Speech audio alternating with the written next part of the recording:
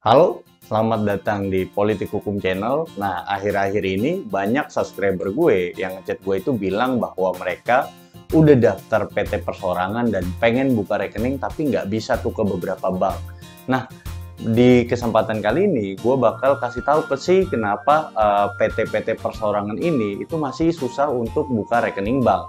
Nah, karena masih banyak orang yang beranggapan bahwa oh tinggal buka aja PT Perseorangan, tapi kenyataannya pas penjalanan usaha si PT Perseorangan ini bikin rekeningnya aja susah. Nah, di video kali ini gue bakal ngebahas keseluruhan alasan, ada 6 alasan kenapa PT Perseorangan itu masih sulit untuk membuka rekening atas nama si PT itu sendiri. Oke, nggak berlama-lama lagi, kita mulai ke alasan yang pertama. Oke, mulai dari alasan yang pertama. Yang pertama, aturan daripada si PT Perseorangan ini itu masih belum tersosialisasi secara menyeluruh gitu si Undang-Undang Cipta Kerja ini, Undang-Undang 11 tahun 2020. Nah, kenapa gue bisa bilang begitu? Coba aja lu ke bank, lu bawa itu PT Perseorangan. Pasti orang bilang, PT Perseorangan itu apa ya?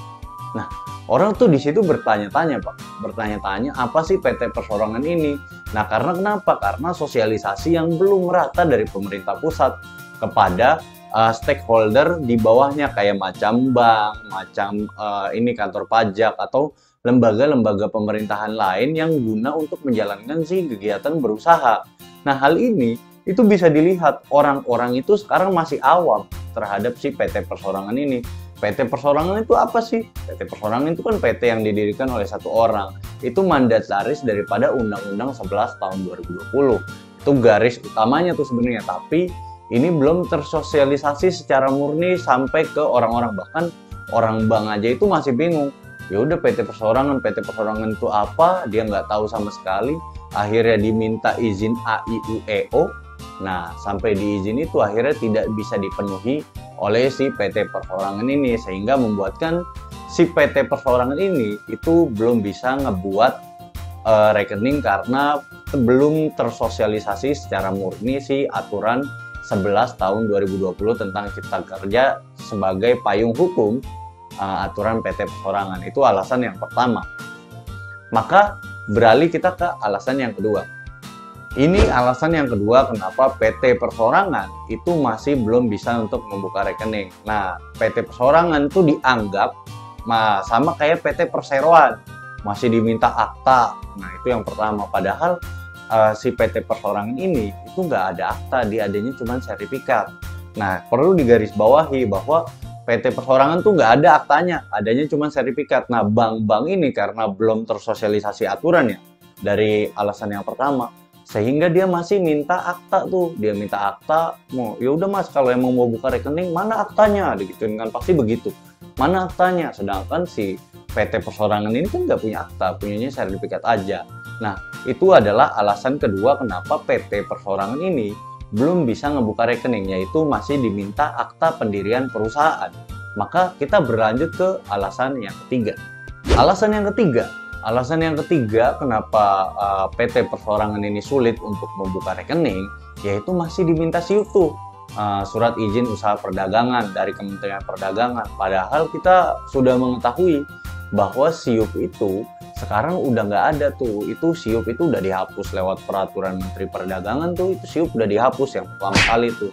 Terus yang kedua, SIUP udah dihapus lewat PP nomor 5 tahun 2021. Nah, ini kita harusnya bank itu sebenarnya kayak mana ya macam itu ya. Kayak menurut gua dia udah harus update peraturan supaya apa? Supaya nggak lagi minta SIUP, karena SIUP udah dihapus lewat PP nomor 5 tahun 2021 sama peraturan Menteri Dalam Negeri nomor 88 tahun 2018, kalau nggak salah bukan tahun 2018, kayaknya tahun 2019 atau 2020 gitu.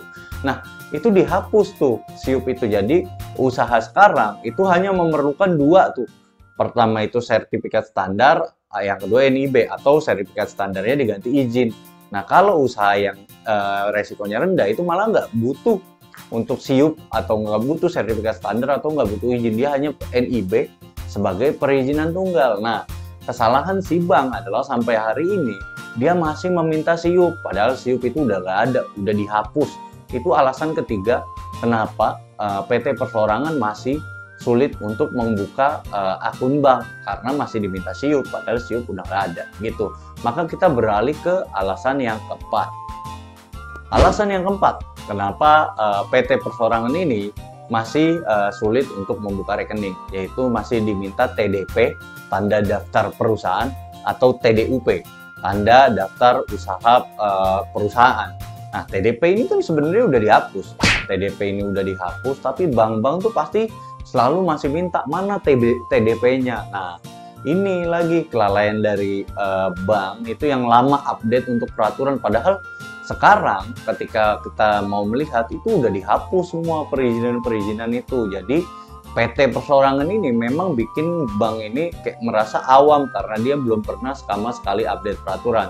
Jangankan begitu, gua aja bikin rekening CP itu aja masih diminta TDP, SIUP, ya sama hal-hal lainnya. Padahal kan hal-hal lainnya itu udah dihapus. Sampai kadang gua mengkoreksi si bank ini bahwa nggak bisa nih izin yang ini nih diminta. Karena kenapa? Karena itu udah dihapus sama Kementerian Perdagangan dan sama undang-undang yang berlaku gitu. Oke, ini adalah alasan kelima kenapa PT Perseorangan itu masih sulit untuk membuka rekening, yaitu bank masih meminta izin usaha. Nah, kalau lu input semua hari ini seluruh data lu di OSS, lu paling yang keluar tuh cuma dua, NIB dan sertifikat standar, atau mentok-mentok NIB dan izin. Nah, si izin usaha ini itu udah nggak ada di OSS RBA ya. Karena kenapa? Karena hanya mengeluarkan dua produk perizinan itu tadi. Nah, si izin usaha ini dulu kayak mana sih? Misalkan lu bergerak di usaha perfilman, pasti nanti keluar izin usaha perfilman atau IUP. Lu bergerak di usaha pertambangan, nanti keluar tuh izin usaha pertambangan. Lu bergerak di misalkan di izin usaha konstruksi, pasti keluar SIUJK, surat izin jasa konstruksi. Nah, surat-surat ini yang masih diminta sama bank untuk pembukaan rekening daripada PT Perseorangan. Padahal hal-hal itu udah nggak ada lagi di PT Perseorangan ya, itu udah nggak ada, itu udah nggak ada di OSS. Sehingga apa? Sehingga izin-izin yang diminta ini itu kayak yang diminta dari bank itu terlihat jadul karena kenapa? Karena itu kan cuma OSS 1.1 yang mengeluarkan, sedangkan OSS RBA itu nggak bisa ngeluarin itu. Karena kenapa? Karena produk output daripada si izin usahanya itu nggak lagi itu, karena cuma ada dua gue jelasin untuk output ya daripada perizinannya. Yang pertama itu NIB sebagai metodologi perizinan tunggal, yang kedua itu sertifikat standar atau izin berbasis izin lah ibaratnya. Ada sertifikat standar itu untuk menengah rendah dan menengah tinggi, nanti ada izin untuk yang tinggi si usahanya. Itulah kenapa masih ada banyak bank yang minta si izin usaha, padahal izin usaha itu udah nggak pernah keluar dari OSS RBA. Oke, nggak berlama-lama lagi, maka kita masuk ke alasan keenam, alasan terakhir untuk kenapa PT Perseorangan ini masih belum bisa mendaftarkan rekening bank. Oke, cekidot, mari kita masuk ke alasan keenam. Oke, ini adalah alasan terakhir kenapa PT Perseorangan itu masih sulit untuk membuka akun rekening bank, yaitu dimintanya izin lokasi. Izin lokasi hari ini tuh udah diubah lewat PP 21 tahun 2021. Nah, PP itu mengubah si izin lokasi. Kan dulu izin lokasi lu kalau ngeklik semua OSS tuh lu klik A, B, C, D, E, keluar izin lokasi semua segala macam. Nah, kalau sekarang nggak begitu. Kalau sekarang PT UMK dan PT UMKM itu akan dibedakan. PT UMK itu mengeluarkan si izin NIB aja, sedangkan PT non UMK punya keluar nanti izin lokasi, bahasanya PKKPR.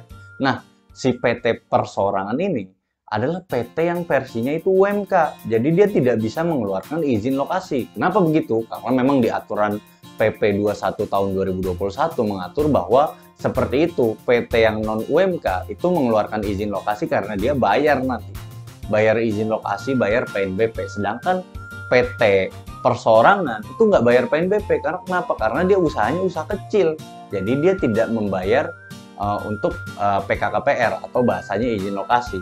Nah, si bank ini itu masih minta tuh, dia masih minta ini izin lokasinya, kita minta pokoknya izin lokasi terbaru. Sedangkan PT Perseorangan itu tuh nggak bisa keluar izin lokasi. Karena kenapa? Karena status usaha dia itu usaha kecil, dia nggak bisa mengeluarkan izin lokasi. Nah, itulah kesemrawutan yang dibuat daripada bank. Kenapa nggak bisa bikin PT Perseorangan? Pertama, nggak pernah update peraturan. Yang kedua, masih banyak izin-izin yang udah mati itu diminta, izin lokasi, izin usaha, izin TDP, segala macem lah. Itu yang diminta sehingga bikin semraut untuk bikin rekening PT Persorangan aja susah gitu. Itu jadi yang bisa gue gambarkan 6 alasan kenapa PT Persorangan ini itu masih sulit untuk membuka rekening karena beberapa alasan tadi. Yang pertama ada alasan teknis, yaitu belum diupdate-nya aturan di perbankan, itu yang pertama. Yang kedua, itu belum tersosialisasinya secara menyeluruh aturan-aturan dari pemerintah kepada stakeholder kayak macam bank ini. Coba aja lu ke bank sekarang bikin untuk rekening bank ya segala macam itu pasti masih sulit.